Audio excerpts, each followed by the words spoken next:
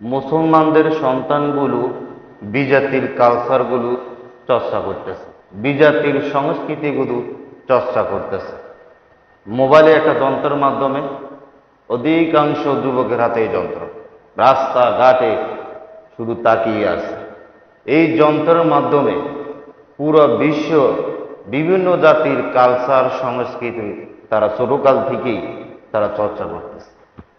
এই যে কদিন পরে ঈদ আর কয়েকদিন পরে ঈদ, ঈদের আনন্দের নামে, উৎসবের নামে বাংলাদেশের লক্ষ লক্ষ টাকা এই ঈদের দিন, ঈদের আগে, ঈদের পরে লক্ষ লক্ষ টাকার আতশবাজি ফুটানো হয়। লক্ষ লক্ষ টাকা বিভিন্ন উৎসবে, বৈশাখীতে, শবে বরাতে, ঈদ উল ফিতরে, ঈদ উল আজহা, বিশেষ করে ঈদ উল ফিতরে বেশি লক্ষ লক্ষ টাকার আতশবাজি ফুটানো হয়।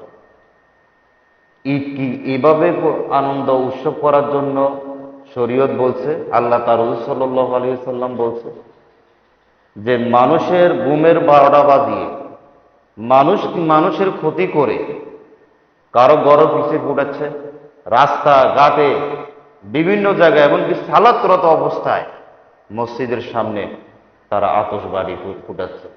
এই সন্তানগুলো কার সন্তান?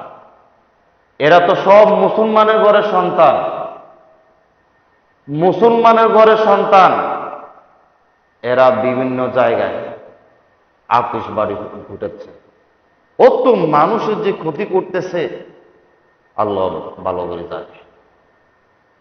শুনুন, কিয়ামতের ময়দানে আল্লাহ সুবহানাহু ওয়া তাআলা জিজ্ঞেস করবেন, আলা কুল্লুকুম রাঈন ওয়া কুল্লুকুম মাসউলুন আন রাইয়াতি।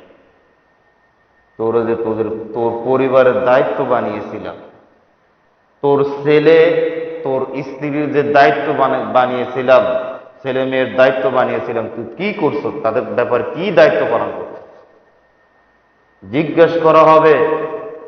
এরকম অসংখ্য পিতা আছে, অসংখ্য মা আছে, ঈদের আগে এভাবে ছেলের হাতে তুলে দিচ্ছে, আতশবাজি কেনার জন্য টাকা তুলে দিচ্ছে, যাও ফুটাও, সমস্যা নাই। কেউ যদি বিচার নিয়ে আসে তাকে বুঝিয়ে দিচ্ছে এরা ঈদ উৎসব করতেছে, ঈদ পালন করতেছে, এটা ছোট। ছোট থেকে ইসলামের তরবিয়ত যদি আপনি না দেন, বড় হইলে আপনাকে কোবাবে। ওই যে কদিন আগে যেভাবে কোবাইছে পিতা, কোবাইয়ে মেরে ফেলছে তার সন্তানকে, এরকম ঘটনা ঘটবে, ঘটার সম্ভাবনা রয়েছে। ছোট কাল থেকে তাকে ইসলামের তরবিয়ত দিচ্ছেন না, তাকে কি বড় হলে তরবিয়ত দিবেন? শিক্ষা কি তাকে বড় হলে দিবেন? ছোট কালে তাকে ইসলামের সাথে পরিচয় করিয়ে দেন নাই। আল্লাহ তার রাসূল সাল্লাল্লাহু আলাইহি সাল্লামের সাথে পরিচয় করিয়ে দেন নাই, তাকে কি বড় হলে পরিচয় করিয়ে দিবেন? এই যে আতশবাজিগুলো ফুটাচ্ছে, তার উচিত ছিল, এইসব সন্তানদের পিতাদের উচিত ছিল তার সন্তানকে বাধা দেওয়া, এই আতশবাজি কেনার জন্য পয়সা না নিষেধ করা উচিত ছিল, যে খবরদার ঘর থেকে বের হবে না, খবরদার আতশবাজি ফুটাবে না, খবরদার রাস্তাঘাটে কোথাও আতশবাজি ফুটাবে না, খবরদার মসজিদের সামনে আতশবাজি ফুটাবে না, খবরদার কারো ঘরের পিছনে আতশবাজি ফুটাবে না। অথচ এরকম অনেক নালায়েক পিতা আছে, তার সন্তানকে বাবা দিচ্ছে যে ফুটাও, এই আনন্দ করবে না তো কখন করবে? ইন্নাল মুবাযযিরিনা কানু ইখওয়ানাশ শায়াতিন। আপনাকে আল্লাহ পয়সা দিছে এসব ফাইজলামি করার জন্য? আরে আপনাকে পয়সা দিচ্ছে এসব ফাইজলামি করার জন্য, আতশবাজি ফুটানোর জন্য? ছেলেকে পয়সা দিচ্ছে না আতশবাজি ফুটানোর জন্য? এইসব করার জন্য কি আপনাকে টাকা দেওয়া হয়েছে?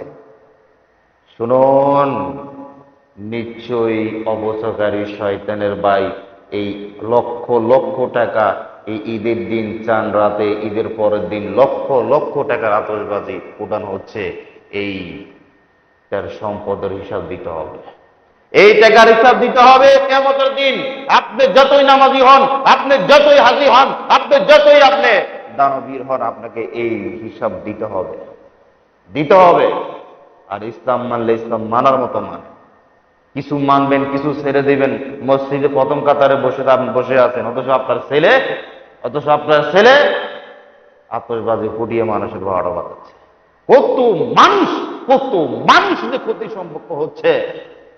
কত বাচ্চা 2 মাসের 3 মাসের বাচ্চারা হঠাৎ করে বিকট শব্দে আওয়াজ হচ্ছে, তার অন্তর গিয়ে লাগতেছে, সে ভয়ে কম্পিত হয়ে যাচ্ছে। এমনকি আপনারা শুনেছেন যে মারাও গেছে, বয়সে মারা গেছে।